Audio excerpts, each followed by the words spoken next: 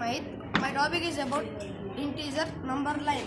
On this number line, there are positive numbers, negative numbers, and numbers. All those numbers are on the number line are called integers.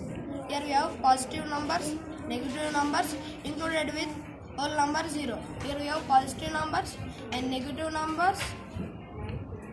So I want to ask one question to you. Minus 5 plus 2 equal to?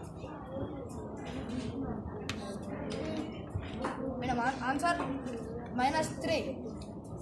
Next. Minus 4 minus 1.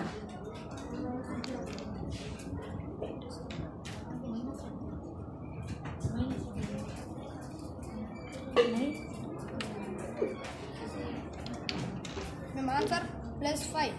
So minus 3 plus 2.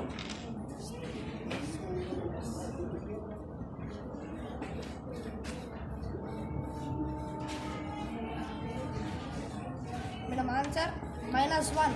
Yeah, very good, very good.